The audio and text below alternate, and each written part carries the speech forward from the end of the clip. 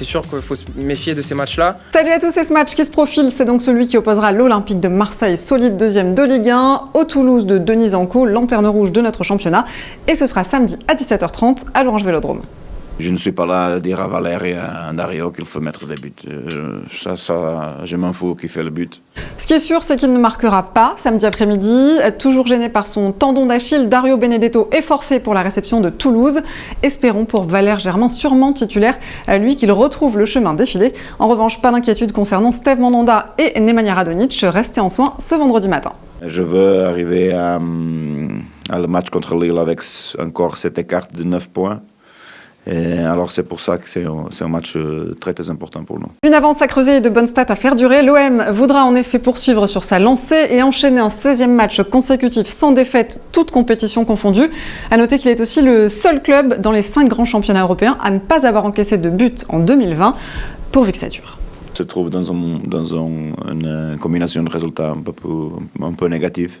Un peu oui, car contrairement à l'OM, le club de la Ville Rose broie du noir. Toulouse, c'est seulement 3 victoires depuis le début de la saison et une longue série négative de 12 défaites et un nul le week-end dernier face à Amiens. Toulouse, c'est également 48 buts encaissés. Alors, match piège ou pas, nous avons posé la question à l'un des reporters du service des sports de la Provence. Fabrice Lamperti était à l'entraînement des Olympiens ce vendredi matin et à la conférence de presse d'avant-match. On l'écoute. L'Olympique de Marseille devra évidemment se méfier de cette équipe toulousaine qui est dans une très mauvaise passe, qui vient encore de perdre à domicile mercredi. André Villas-Boas sait à quoi s'attendre. Ça va être sans doute une équipe qui va jouer très regroupée devant son but, comme elle l'avait fait à Lyon il y a quelques temps, ce qui ne l'avait pas empêché de perdre 3-0.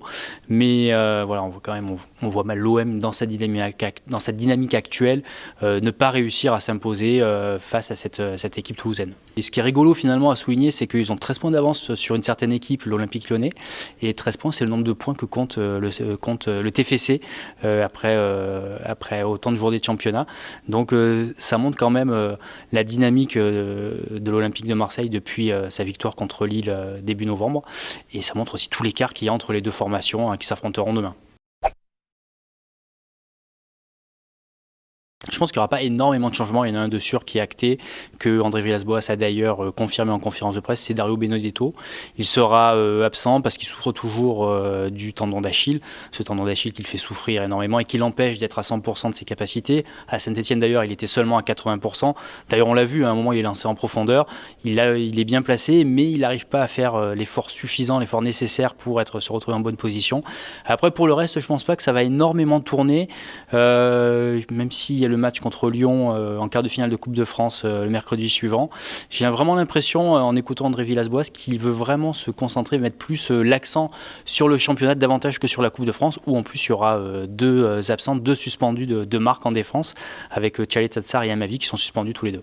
Mais avance la place au championnat. OM Toulouse, c'est demain, samedi à 17h30 à l'Orange Vélodrome pour le compte de la 24e journée de Ligue 1. Un match arbitré, une fois n'est pas coutume, par une femme. Elle s'appelle Stéphanie Frappard. Elle a 36 ans et ce sera une première pour elle avec l'OM. Très bon match à tous. Salut.